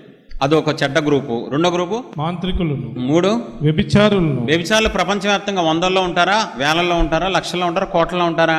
కోట్లలో ఉంటారు. తర్వాత నరహంతకులను. హంతకులు కోట్లలో ఉంటారా, లక్షల్లో ఉంటారా? కోట్లలో. 750 కోట్ల మందిలో అడుగుతున్నా ప్రపంచవ్యాప్తంగా. రోజు రోజుకి మర్డర్ చేసే వాళ్ళు పెరగట్లేదా? విగ్రహారాధికులను. విగ్రహారాధకులు ఇండియాలోనే ఎంతమంది ఉన్నారు? ప్రపంచవ్యాప్తంగా కోట్లలో ఉంటారు. అబద్ధమును ప్రేమించి జరిగించు ప్రతి వాడును. 10 రూపాయలు కూడా అబద్ధం ఆడేస్తాం మనం, క్రైస్తవులం. బయట కాదు, 10 రూపాయలు. తెల్లకాండ దగ్గర భయంకరమైన అబద్ధాలు ఆడేస్తాం మనం. ఇప్పుడు ఓవరాల్గా ఈ గ్రూపుల్లో కోట్లలో ఉన్న వాళ్ళు ఉన్నారా, తక్కువ సంఖ్య ఉన్న వాళ్ళు ఉన్నారా? మరి ఇప్పుడు మాంత్రికులు ఏ రేంజ్లో ఉంటారు ప్రపంచవ్యాప్తంగా? మరి మాంత్రికులు ఉన్నారా బాబు? మాంత్రిక ప్రయోగాలు పనిచేస్తే ఒళ్ళు దగ్గర పెట్టుకోండి అని చెప్పారు దేవుడు. ఖచ్చితంగా ఉంటాయి. ఇప్పుడు మనకి తెలియకుండా మన ఏరియాలో ఎవడో ఒకడో మనకి మాంత్రిక ప్రయోగాలు చేయొచ్చు. నా దగ్గరికి ఎన్నో సాక్ష్యాలు వచ్చినాయి కాబట్టి ప్రూవ్తో చెప్తున్నా. ఇప్పుడు ఆ ప్రయోగాల నుంచి దేవుడు మనం తప్పించలేదా? వాళ్ళు దారుణమైన వ్యక్తులు తెలుసా? సాతాను తర్వాత వీళ్ళు సాతాను సంతానం మాంత్రికులు. అదేం పోయే కాలం. ఆడే దెయ్యాలను పెట్టుకున్నాడంటే అర్థం ఉంటుంది. వాళ్ళందరూ ఒక గ్రూపు. మనుషుల్నే మాంత్రిక విద్య నేర్పించేసి మనుషుల మీద పడేసి, అరే చంపేయండిరా, పాడు చేయండిరా, ఏడిపించండిరా. ఇదేం దరిద్రం సాతానగాడికి ఉంటుంది. ఆడికి అగ్నిగుండంలో బాగా ఉంటుంది ఆడికి. కాబట్టి ఇప్పుడు మాంత్రిక ప్రయోగాల నుంచి మనం తప్పిస్తున్నారు. తర్వాత శత్రువులు, మనం అభివృద్ధి చెందితే ఎదగలేని శత్రువులు ఉన్నారు. వాళ్ళు పన్నాగాలు పంటారు, ఏదో చేస్తారు. అది దేవుడు తెలిసి తప్పిస్తున్నారు, తెలియకుండా తప్పిస్తున్నారు. సూసైడ్ నుంచి నన్ను తప్పించాను వాళ్ళు దయచేసి చేతులు ఎత్తండి, మీ కాళ్ళు పట్టుకుంటా. దేవుడు ఆనందిస్తారు, గుర్తు చేసుకున్నారు నా పిల్లలని. సూసైడ్ని తప్పించారు. 2 యాక్సిడెంట్ల నుంచి తప్పించారు అన్న వాళ్ళు చేతులు ఎత్తండి. నన్ను తప్పించారు. ఓ రోజు మీటింగ్ నుంచి మా ఊరు వెళ్తుంటే ఈ తమ్ముడే డ్రైవింగ్ చేస్తుంటే కళ్ళు మూసి తెరిసే లోపల సైడు డ్రైవింగ్ చేసే అద్దం ముక్కలు అయిపోయింది అనుకున్నాం ఈరోజు సీన్. కానీ ఏమీ జరగకుండా దేవుడు కాపుదలు ఇచ్చారు, కృప చూపించారు, దూతలను కావలో. 3వది, రోగాలను తప్పించారు నన్ను అన్నోళ్ళు చేతులెత్తండి. మాంత్రిక ప్రయోగాలను తప్పించారు అన్నోళ్ళు చేతులెత్తండి. మాకు తెలిస్తే ఆడికన్నా పెద్ద మాంత్రికుడు అవుతాం అయ్యండి మేము. వాళ్ళు తెలియక మేము ఎలా ఉన్నా కానీ, లేకపోతే ఆడెక్కడ నేర్చుకున్నాడు వాళ్ళ దగ్గరికి వెళ్ళి 10,000 ఎక్స్ట్రా ఇచ్చి ఆడి మీదే ప్రయోగం చేస్తాం. అందుకే దేవుడు తెలియకుండా చేశారు. నువ్వు మాంత్రికుడు అవడానికి ఇష్టం లేదు దేవుడికి. శత్రువుల నుంచి తప్పించారు అన్నోళ్ళు చేతులు పైకెత్తండి. మన ఎదుగుదల చూస్తే కొంతమంది తట్టుకోలేరు. అది ఉద్యోగంలో అవ్వచ్చు, బిజినెస్లో అవ్వచ్చు, ఎక్కడైనా సరే. మరి ప్రియ దేవుని పిల్లారా, ఇవన్నీ గుర్తుపెట్టుకొని దేవుడికి సాక్ష్యం చెప్తున్నారా? అవకాశం ఉన్నప్పుడల్లా దేవుడు నన్ను వీటిని తప్పించారు, రక్షించారు, నా దేవుడు ఎంత ప్రేమగల దేవుడు, సాక్ష్యాలు చెప్తున్నారా ప్రజలకి? 2, ప్రతిరోజు స్తుతిస్తున్నారా? నేను చెప్పగలను, ప్రతి నిత్యము నా దేవుడు నాకు ఇచ్చిన ప్రతి మేలుని బట్టి కొన్ని చెప్పి మిగతా వాటన్నిటి ప్రభా, ఇంకా ఇవి కాకుండా చాలా చేశారు ప్రభా, చాలా చేశారు. వీటన్నిటిని బట్టి ఇంకా భూమి మీద నేను ఏదైతే అనుభవిస్తున్నానో మీ కృప ద్వారా అన్నిటిని బట్టి మీ కృతజ్ఞతాస్తుతులు మనస్ఫూర్తిగా చెప్తా, సాష్టాంగపడి మరి చెప్తా నేను. కాబట్టి ఎలా పడితే అలాగా మనం దేవుణ్ణి అపార్థం చేసుకోకూడదు. చాలా డేంజర్ అండి. అపార్థం చేసుకుంటే నష్టపోయేది మీరే. మనుషులను అపార్థం చేసుకుంటే పర్వాలా, అది ఇవాళ కదా రేపైనా సెట్ అవుతుంది. కానీ దేవుణ్ణి నీ మనసులో ఒక్కసారి అపార్థం చేసుకుంటే ఆత్మీయ భ్రష్టత్వంలోకి వెళ్ళిపోతాం అనవసరంగా. అస్సలు అలాంటి పనులు చెయ్యొద్దు. ఒక యవనస్తుడిని అడిగా నేను, అరే తమ్ముడా నీ కోరిక ఏంటారు లైఫ్లో అన్నా. ఆడు చెప్పగానే తెలుసా, మంచం కిందకి వెళ్ళిపోయానండి బాబు. ఫస్ట్ టైం బంగారపు కారు కావాలన్నయ్యా అన్నాడు. ఒరే బంగారపు కారా, వజ్రాల టైర్లు ఉండాలన్నయ్యా అన్నాడు. ఒరే బయటికి రానివ్వరా మంచం కింద నుంచి, వజ్రాల టైర్లా? నా యాంబిషన్, అది నా కోరిక. మీరు అడిగారా లేదా? అబద్ధం ఆడకుండా చెప్పానా లేదా? అరే ఇంత దారుణమైన నా లైఫ్లో ఎక్కడ వెళ్ళింది? అరే ఎవడైనా 1 కోటి రూపాయలు, 3 కోట్లు, లేదా మంచి బిల్డింగు, అందమైన భార్యో ఏవో అడుగుతారు. కానీ బంగారపు కారు ఏంట్రా, వజ్రాల టైర్లు ఏంట్రా? మైండ్ పోయిందండి నాకు. Platinum steering. నేను అప్పుడు చెప్పా, ఎరా వెండి బ్రేకులు ఏమొద్దా అని అడిగా. నువ్వు కూడా అంతే. ఎందుకు చెప్పాను సార్, సరదాగా ఏం చెప్పను వాక్యంలో. నువ్వు కూడా అంతే గొంతెమ్మ కోరికలు కోరుకుంటావు. ఆ కోరిక తీర్చకపోతే నేను దేవుడితో మాట్లాడనమ్మా, దేవుడికి నాకు క్లాష్ వచ్చింది. దేవుడిని క్లాష్ వచ్చిందా? ఒకసారి ఆయన కల్లెర చేసావు అనుకో, క్లాష్ అనేది ఉండదు జీవితంలో. నీకు క్లాషే. నీది ఏదో కోరిక అడుగుతావు, ఏదో ఒకటి ఆశపడతావు, అది జరగకపోతే ఇంకా దారుణం. కొంతమంది మెంటాలిటీ చెప్పిన ఎలా ఉంటుందో చాలా దారుణంగా ఉంటుంది. చిన్న పిల్లవాడిని పిచ్చగొట్టు కొడుతున్నాడు నాన్న. అరే ఎందుకు అలా కొడు, పిల్లవాడు కదా కదా, ఈ నిజంగా నీ కొడుకేనా? నా కొడుకే కాడికి కొడుతున్నాను, లేదా నీ కొడుకు కొట్టినా వద్దులే. ఎందుకు కొడుతున్నావు? ఈడికి చెన్నై నుంచి తెచ్చా బొమ్మలు, హైదరాబాద్ నుంచి తెచ్చా నందికొట్కూరికి. నేను నందికొట్కూరులో ఉంటాను. అన్ని ఊళ్ళ నుంచి తెస్తే బొమ్మలు, వీడికి ఈ బొమ్మలు నచ్చలేదంట, పక్కింటోడు బొమ్మలు ఇచ్చింది వీడికి అన్ని కాస్ట్లీ బొమ్మలు నచ్చలేదు, కానీ ఆ పక్కింటోడు బొమ్మ చూసి అదే కావాలి, నన్ను ఆ బొమ్మతోనే ఆడతానంట. ఆడు ఇవ్వడవు. మీరు కూడా అంతే. చాలామంది ఈరోజు ఎలా ఉంటారు తెలుసా, మీకు ఇచ్చినవన్నీ మర్చిపోతారు, ఎన్నో మేలు చేస్తారు, ఎన్నో అద్భుతాలు ఉంటాయి మీ జీవితంలో. పుస్తకాలు రాయొచ్చు తెలుసా. ఒక మనిషి జీవితంలో రాసుకుంటే డైరీ సరిపోదండి. నిజంగా అన్ని గుర్తు చేసుకుని రాస్తే అవన్నీ పక్కన పెట్టి నాకు నువ్వు అడిగింది ఇవ్వాల, నాకు నువ్వు అడిగింది ఇవ్వాల, ఒకే ఒక బొమ్మ కోసం ఏడ్చిన పిల్లవాడితో సమానం అండి కొంతమంది. ఎందుకోవలేదో, ఇస్తారేమో, నాకేమన్నా అడ్డుపడుతుందేమో, పాపం ఏముండదు, నాకు ఇవ్వాల, నేను ఏడుస్తా. అందుకే తెలుసా చాలామంది క్రైస్తవులు మొహం అంబాజీపేట ఆవింది అయినట్టు ఉంటుంది. దేవుడి సన్నిధిలో నవ్వుతూ ఉండాలి. నవ్వరో, అస్సలు జోకేసినా నవ్వరో. అని నాకు తెలియకూడదు. భక్తి అంటే సీరియస్గా హల్లెలూయా హల్లెలూయా. అరే బైబుల్లో అలా ఎక్కడా లేదే. ఆయన సంతోషంగా ఉండమని చెప్పారు. ఎల్లప్పుడూ ఆనందంగా ఉండండి ప్రభువునందు. మరలా చెప్తున్నాను, సంతోషంగా ఉండండి, ఆనందంగా ఉండండి, ప్రభువుని బట్టి సంతోషంగా ఉండండి. సాతాను ఎప్పుడు నవ్వుతాడా? సాతాను నవ్వడం చూసారు మీరు ఎప్పుడు? ఆడు మనస్ఫూర్తిగా నవ్వడం. మనం దేవుని పిల్లలం, మనకి నోరిచ్చారు, నవ్విచ్చారు, చక్క నవ్వుతే ఎంత బాగుంటుందో మొహాలు. చాలామంది నాకు ప్రార్థన చేయించుకున్నారు, గవర్నమెంట్ జాబ్ రావాలని ప్రేయర్ చేయండి. ఆశ గారు కొడితే గవర్నమెంట్ జాబ్ కొట్టాలి, మామూలుగా కాదు. మామూలు జాబ్ చేయకూడదా? ప్రైవేట్ జాబ్ చేయకూడదా? గవర్నమెంట్ జాబే కొట్టాలా? అసలు ఏమైనా సంబంధం ఉందా క్రైస్తవులు అడిగే ప్రార్థనకి? చెప్పండి ఒక మాట. బాధగా ఉంది, వేదనగా ఉంది. గవర్నమెంట్ జాబు అసలు నువ్వు ఎందుకు డిసైడ్ అవుతావు? దేవుడు మనల్ని సృష్టించారు, మన చిత్తం చేసుకుంటే ఇంకెందుకు సిలువ ఎక్కడం? ఎందుకండి సిలువ ఎక్కారు? యెషయా గ్రంథం 53వ అధ్యాయంలో ఏముందండి? అందరూ త్రోవ విడిచి వాళ్ళ మార్గాల్లోకి వెళ్ళిపోయారు కాబట్టి మన శిక్ష యేసు ప్రభు వారి మీద పడింది. మళ్ళీ మనం దేవుళ్ళలోకి వచ్చి క్రీస్తు రక్తం చేత కొనబడ్డామని చెప్పి మళ్ళీ మనకు నచ్చిన ఉద్యోగం కావాలంటాం. మనకు నచ్చిన అబ్బాయిని లవ్ చేసి నాకు ఆడే కావాలి ప్రభా, నాకు అదే కావాలి. లవ్లేంటి, గవర్నమెంట్ జాబులేంటి ప్రభా, నేను మీ బిడ్డని, మీ మహిమ కోసం మీరు ఏది ఇస్తే అది తీసుకుంటా, నేను సాక్షిగా జీవించాలి. ఆయనకంటూ కొన్ని ఆశలు ఉంటాయి మన మీద, ఆయనకంటూ కొన్ని కోరికలు ఉంటాయి మనం సృష్టించిన దేవుని మీద. పెన్ను కొనుక్కున్నప్పుడు మనం ఒక ఉద్దేశంతో కొనుక్కుంటాం. రక్తం ఇచ్చి కొనుక్కున్న దేవుడికి మన మీద ఒక ఉద్దేశం ఉంటుంది. పౌలు మీద ఒక ఉద్దేశం ఉంది, అది నెరవేర్చబడింది. పేతురు మీద ఒక ఉద్దేశం ఉంది, అబ్రహాం మీద ఒక ఉద్దేశం ఉంది. వాళ్ళందరూ దేవుని ఉద్దేశాన్ని తెలుసుకొని దేవుని ఉద్దేశానికి లోబడి దేవుని ఉద్దేశం కోసం వాళ్ళన్నీ విడిచిపెట్టి చేశారు కాబట్టి చరిత్రలో మిగిలిపోయారు వాళ్ళు యేసయ్య నామంలో. ఈరోజు ఎవరికి దేవుని ఉద్దేశంతో పని లేదు, దేవుడితో సంబంధం లేదు. నా కోసం ప్రార్థన చేయండి. నేను పలానా చోట పరిచయం చేయాలి, పలానా చోట ఉద్యోగం, నాకు గవర్నమెంట్ జాబ్ కావాలి, పలానా ఈ క్వాలిటీస్ ఉన్న మొగుడు కావాలి, వస్తాడు, గ్యారంటీ వచ్చి చెదకొట్టేస్తాడు అంతే. గవర్నమెంట్ జాబ్ తీసుకుని 2వ రోజు చచ్చిపోతే మన చేతులు ఏం లేదు కదా, మనకేం తెలియదు కదా మంచి ఏంటో చెడేంటో. కాబట్టి దయచేసి దేవుని చిత్తానికి అప్పచెప్పుకోండి. దేవుని చిత్తంలో ప్రభువా నా ఆశలు వద్దు, నా కోరికలు వద్దు, మీరు మీ చిత్తం నా జీవితంలో నెరవేర్చబడాలి. యేసు ప్రభువారు మనకు మాదిరిగా ఉన్నారు. ఆయన తన చిత్త ప్రకారం సేవ చేసుకున్నారా? ఆయనకు నచ్చినట్టు జీవించారా? భూమి మీదకి వచ్చి దేవుడై ఉండి కాదు కదా. నా తండ్రి మీ చిత్తమే నెరవేరునుగాక అని ఆయన మనకి మాదిరి ఉన్నారు. నేను రైల్వేలో జాబ్ చేశాను, సెంట్రల్ గవర్నమెంట్ జాబు. రైల్వేలో పెద్ద పోస్ట్ అండి అది, రైల్వే ట్రావెలింగ్ టికెట్ ఇన్స్పెక్టర్. ట్రైన్లో చెకింగ్. నేను white dress, black coat, shoe వేసుకుని చక్కగా ఆఫీసర్ లాగా, మంచి పోస్టు, క్రేజీ పోస్టు, అందరికీ వాల్యుబుల్ పోస్టు.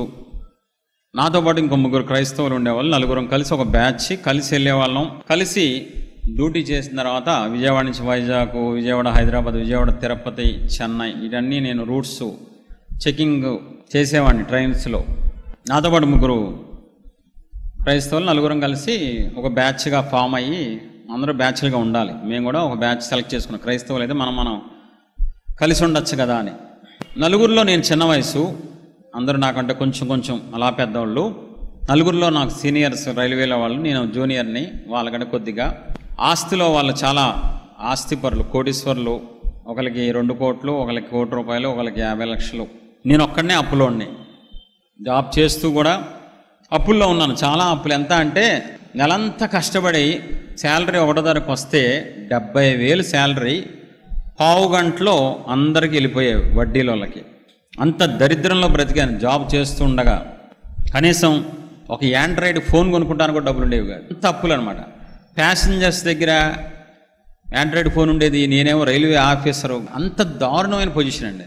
రోజు వాళ్ళ కష్టార్జితంతో భోజనం మంచి మంచి హోటల్స్కి వెళ్ళి, వైజాగ్ కానీ అంటే డ్యూటీ దిగిన తర్వాత మళ్ళీ డ్యూటీ ఎక్కడానికి పెద్ద పెద్ద హోటల్స్కి వెళ్ళి తిన్నప్పుడు వాళ్ళతో పాటు నేను కూడా వెళ్ళాలి కదా. నేను ఏడుస్తూ తినేవాడిని మనసులో. ఎందుకని? అప్పుల్లో ఉన్నాను, వీళ్ళేమో కష్టార్జితం అనుభవిస్తున్నారు, నా కష్టార్జితం అంతా అప్పులోకి వెళ్ళిపోతుందని.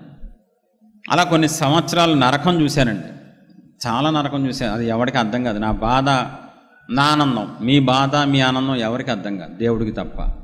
అలాంటి పొజిషన్లో దేవుడు 2015లో నన్ను పిలుచుకున్నారు. నాయకురాల ద్వారా నాకు పిలుపు అందింది, సేవకు రమ్మని చెప్తున్నారు దేవుడు అంటే కన్ఫర్మేషన్ చేసుకొని జాబు రిజైన్ చేసేసే ముందు ఫోన్ చేసి మా కొలిక్కి చెప్పా, రైల్వే కొలిక్కి, అన్న జాబ్ రిజైన్ చేసేస్తాను అంటే, పిచ్చిగాని పట్టిందా నీకు అని అడిగాడు. సెంట్రల్ గవర్నమెంట్ జాబు, పెద్ద పోస్టు, చిన్న వయసులోనే నీకు ప్రమోషన్లు వచ్చినాయి, 3వ ప్రమోషన్ ఇది, ఫస్ట్ క్లాస్ పాస్ వచ్చింది, ఎమ్మెల్యేలు ఎంపీలు తిరిగే ఏసీ పాస్ ఉంది నీకు, ఇండియా మొత్తం తిరగచ్చు నువ్వు ఫ్యామిలీతో 3 సార్లు సంవత్సరానికి, ఇన్ని ఫెసిలిటీస్ వదులుకొని సేవకి వెళ్తావా? అది నీకు సేవ గురించి తెలీదు, మీ నాన్న పాస్టర్ కాదు, నువ్వే హిందూ నుంచి కన్వర్ట్ అయ్యావు. చాలా డిసప్పాయింట్ చేశాడు. ఎవరో మా కొలిగ్. ఎవరతను? క్రిస్టియను, ఒక క్రైస్తవుడు. నేను దేవుని సేవ చేస్తాను, సమస్తాన్ని విడిచిపెట్టేసి వెళ్ళిపోదాం అనుకుంటున్నాను. ఈ ఊరు మాది విజయవాడ కూడా వదిలేసి చిన్న ఊరికి వెళ్ళమంటున్నారు దేవుడు. తుని, రాజమండ్రి దాటి వైజాగ్ మధ్యలో అని వెళితే చాలా పోరాటం అండి. చాలా దారుణంగా అందరూ అవమానించారు. అయితే కార్యం చెప్పనా, అద్భుతం చెప్పనా, ఏ కొలిక్ అయితే నన్ను ఎగతాళి చేశాడో, అవమానించాడో, అదే కొలిక్ మా మినిస్ట్రీ హెడ్ క్వార్టర్స్కి వచ్చి, బాబోయ్ నువ్వు ఎంత గొప్పగా అయిపోయావేట్రా బాబోయ్, ఎంత పెద్ద మినిస్ట్రీనా, ఎంత పెద్ద సేవకుడువా, ఎంత మందిని ద్వారా వాక్యాల ద్వారా పరిచర్య ద్వారా ఎంతమంది, నేనేదో అనుకున్నాను, అనవసరంగా తప్పు చేసావు అనుకున్నాను, ఉద్యోగం అనవసరంగా మానేసావు అనుకున్నాను. అయ్యగారు మాకు కొంచెం అపాయింట్మెంట్ ఇస్తారా అని అడిగితే ఉందండి ఆనందం. అవమానాలను ఆశీర్వాదముగా, నిందలన్నిటినీ దీవెనలుగా మార్చి, అవమానాలను ఆశీర్వాదముగా, నిందలన్నిటినీ దీవెనలుగా మార్చి, సంతృప్తి లేని జీవితం. సెంట్రల్ గవర్నమెంట్ చచ్చిపోతున్నారు కదా, గవర్నమెంట్ జాబ్ కావాలి. ఒరే గవర్నమెంట్ జాబే వదిలేసి వచ్చా. నా చిత్తం చేసుకున్నంత వరకు నా సంతృప్తి లేదు, అభివృద్ధి లేదు, ఆశీర్వాదం లేదు. నా చిత్తంలోంచి ఆయన చిత్తంలోకి వచ్చినప్పుడు సంతృప్తి, అభివృద్ధి, ఆనందం, ఆశీర్వాదం, ఎదుగుదల. అబ్బో, అది మన చిత్తానికి ఆయన చిత్తానికి అన్ని రెట్లు తేడా ఉంటుంది. మన చిత్తం చేసుకుంటే ఏదో నీ మానసిక తృప్తిగా కొద్దిగా ఆనందం ఉంటుందేమో, కానీ ఆయన చిత్తం చేస్తే భూలోకంలో పరలోకంలో 2 లోకాల్లో ఆశీర్వదించే దేవుడు అండి ఆయన. కాబట్టి మీ ఇష్టం. మొండుపట్టు బట్టి నేను పట్టుకున్న కుందేలకు 3 కాళ్ళు అని దేవుణ్ణి శోధించి, నాకు ఇదే కావాలి, ఇదే చేస్తాను, నాకు ఇస్తావా ఇవ్వా, నాకు అనవసరం, మీ ఇష్టం. నేనైతే దేవుని చిత్తానికి సబ్మిట్ చేసుకొని వ్యతిరేక పరిస్థితుల్లో దేవునికి లోబడి ఆయన చిత్తాన్ని చేశాను కాబట్టి సంతోషంగా ఈరోజు బహుగా ఆశీర్వదించబడ్డాను. ఇక్కడున్న నాయకురాల సాక్ష్యం, సేవకుల సాక్ష్యం, మా విశ్వాసుల సాక్ష్యం, వీళ్ళందరూ సాక్ష్యం చెప్తున్నారు. తక్కువ టైంలో నేను ఇంకా పెద్ద వయసు 60-70 ఏళ్ళకి ఏమి వెళ్ళా, 45 years. ఇది శాంపిల్ ఆశీర్వాదం అని దేవుడు చెప్పారు. ఇక ముందు నిజమైన ఆశీర్వాదం రాబోతుంది. కాబట్టి దేవుడు మనల్ని ప్రేమిస్తున్నారా లేదా అని ఏ పద్ధతుల్లో తెలుసుకోవాలి? కొన్ని పద్ధతుల్లోనే తెలుసుకోవాలి. ఎలా పడితే అలాగా తెలుసుకుని పప్పులో కాలేసి అపార్థం చేసుకుంటాం అనవసరంగా దేవుణ్ణి. ఇంకో పద్ధతి చూపిస్తాను చూడండి ఒకసారి. లోకాసు వార్త 10వ అధ్యాయం 34-35 వచనాలు. అతనిని చూచి అతని మీద జాలిపడి దగ్గరకు పోయి నూనెయు ద్రాక్షరసమును పోసి అతని గాయములను కట్టి. సమరయుడు స్టోరీ అందరికీ తెలుసు, డైరెక్ట్గా యేసు ప్రభువు వారు చెప్పారు. ఇక్కడ చూడండి, పడిపోయిన వ్యక్తిని చూసి జాలిపడి సమరయుడు ఏం చేశాడు? కోటకోలవాని దగ్గర తీసుకెళ్ళి, బాబాబు గాయాలు కట్టి. దేవుడు మనల్ని ప్రేమిస్తున్నారు కాబట్టి మంచి సమరయుని వలె ఎవరో ఒకళ్ళ ద్వారా మన గాయం కడతారండి. మరి మీరు గుర్తున్నాయో లేదో, మీరు బాగా ఆకలేస్తున్నప్పుడు, అప్పుల్లో ఉన్నప్పుడు, ఏ ఆధారం లేనప్పుడు, మీ చుట్టాలు చెయ్యెత్తేసినప్పుడు, ఎవరో తెలియని వ్యక్తులు వచ్చి మీకు సహాయం చేసే సందర్భాలు గుర్తు చేసుకోండి యేసయ్య నామంలో. ఎందుకని?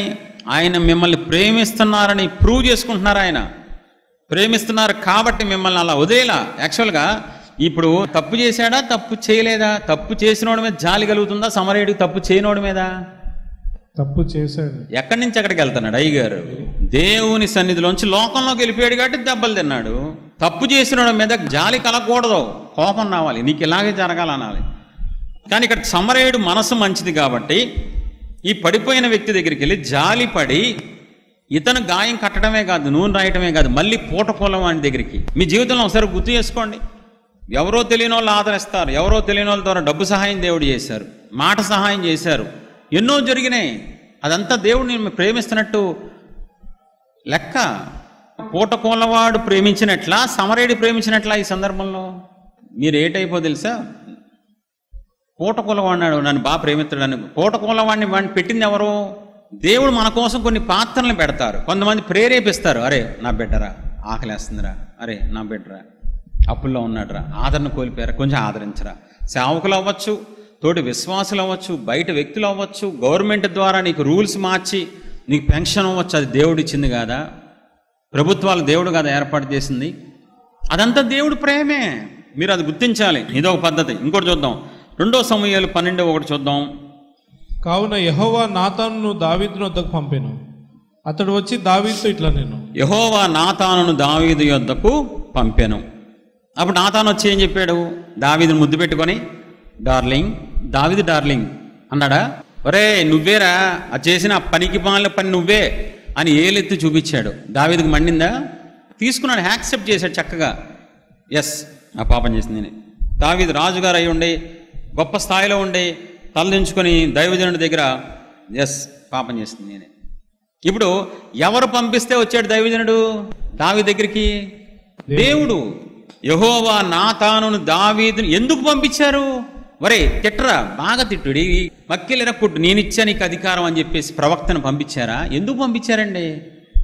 నశించిపోతున్నాడని. బా ఏం ప్రేమ అండి బా! పాపం చేసినోడి మీద ప్రేమ ఏంటండి?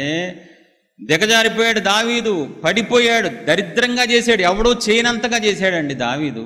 వదిలేసి నీ అంతు చూస్తా, అగ్నిగుండంలో దోసేస్తా అనాల్సిన దేవుడు నాతాన్ని పంపించి ఒక అవకాశం ఇద్దాం, నా కుమారుడు నశించిపోతున్నాడు అని గనక దావీదు దగ్గరికి దేవుడు ప్రేమతో నాతాన్ని పంపించకపోతే ఈరోజు దావీదు పేరు ఉండేది కాదు చరిత్రలో. అవునా కాదా? అదే రీతిగా దేవుడు మిమ్మల్ని కూడా సేవకుల ద్వారా గద్దిస్తూ ఉంటారు.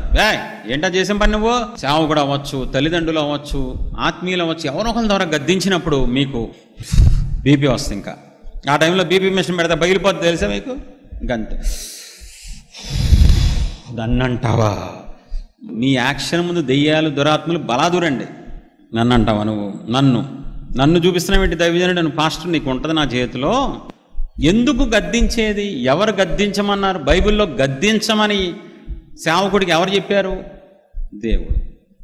తండ్రి తన ప్రేమించిన కుమారుని గద్దించును కదా, తండ్రి తన ప్రేమించిన కుమారుని శిక్షించును కదా. మనం శిక్ష అనుభవిస్తే కృప పొందుకొని ఈ భూమి మీద నరకం నుంచి తప్పించబడి పరలోకం వెళ్తాం, లేదా అగ్నిగుండానికి వెళ్ళిపోతాం. ఈరోజు దేవుడు మనల్ని ప్రేమిస్తున్నారు కాబట్టి ఎవరో ఒకరి ద్వారా గద్దిస్తారు, ఎవరో ఒకరి ద్వారా సరిచేస్తారు. ఈవెన్ నేను కూడా ప్రసంగాలు 100 చేసినా నేను వేరే వాళ్ళ వాక్యాలు యూట్యూబ్లో వింటూ కొన్ని గద్దింపులు తీసుకొని నేను సరి చేసుకుంటాను. అంతేగాని మొత్తం అయిపోయింది అనుకునే టైప్ కాదు. మనం ఇంకా నేర్చుకోవాలి, జీవితాంతం నేర్చుకోవాలి, సేవకులైనా విశ్వాసులైనా. కాబట్టి గద్దింపు ఉండాలి. ఎందుకు గద్దిస్తున్నారు అన్నది తెలుసుకోవాలి. ఈ విషయం తెలియక ఈరోజు క్రైస్తవుల్లో అహంకారం పెరిగి సేవకుల మీద కోపం రావటం, సేవకుల మీద మంట పెరగటం. ఈయనని తిట్టాడు, గద్దించాడు అందరి ముందు, సంఘంలో అందరి ముందు తిట్టమని పౌలు చెప్పలేదా? సింగిల్గా చెప్పు, 2-3 ముందు చెప్పు, అప్పటికి మాట వినకపోతే సంఘంలో చెప్పు. అది దైవ క్రమం, దైవజనుడు పాటించాల్సినవి.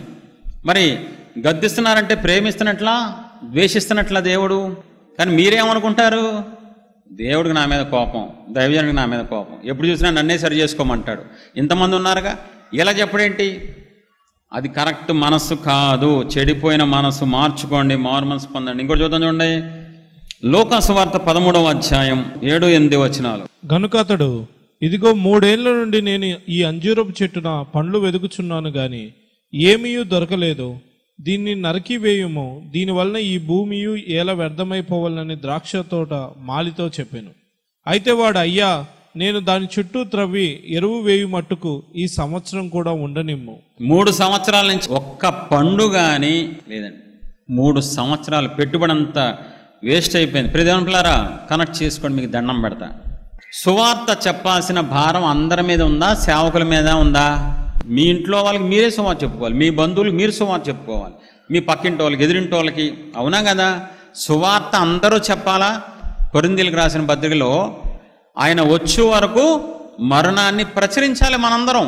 మరి మీలో కొంతమంది ఇప్పటికీ ఒక్క ఆత్మను కూడా పూర్తిగా రక్షించకుండా, ఒక ఆత్మ రక్షించమంటే ఏంటి తెలుసా? మన వాళ్ళు కొంతమంది నాకు చెప్తా ఉంటారు, పాస్టర్ గారు పాంప్లెట్లు ఇలా పంచా 100 మందిని రక్షించాను తెలుసా? పాంప్లెట్ ఇస్తే రక్షించినట్ట. ఒక ఆత్మ కోసం ప్రసవ వేదన పడాలి తెలుసా మీకు? ఒక బిడ్డని కంఠం కోసం తల్లి ఎలా ప్రసవ వేదన పడిద్ది, అలా ఒక అన్యుణ్ణి రక్షించడం కోసం నువ్వు ప్రసవ వేదన పడితే ఒక ఆత్మని నువ్వు కన్నట్టు, రక్షించినట్లు. ఈలో చాలామంది సువార్త భారం ఉండదు. ఉద్యోగానికి వెళ్ళాను, నేను విశ్వాసిని, ఆదివారం చర్చికి వస్తాను, కానుక ఇచ్చి వెళ్ళిపోతాను. ఎందుకు మరి రక్షణ అందరూ పొందట్లేదండి? భారతదేశంలో క్రైస్తవం పర్సెంటేజ్ ఎంత? 5% కూడా లేదు. అంటే మిగతా వాళ్ళు ఎక్కడికి వెళ్తున్నారండి? అగ్నిగుండానికి. క్రీస్తు ప్రేమ ఏది మీలో? మీ కుటుంబాన్ని రక్షించుకోరు, మీ బంధువులను రక్షించుకోరు, మీ ఊరోళ్ళని రక్షించుకోరు. సమరయ స్త్రీ బెటరు, పచ్చి వ్యభిచారి ఒక ఊరంతా రక్షించేసి. రాహాబు వేసి బెటర్ అండి, తన అన్నదమ్ముల్ని, అక్క చెల్లెల్ని మొత్తం లాగేసిందండి.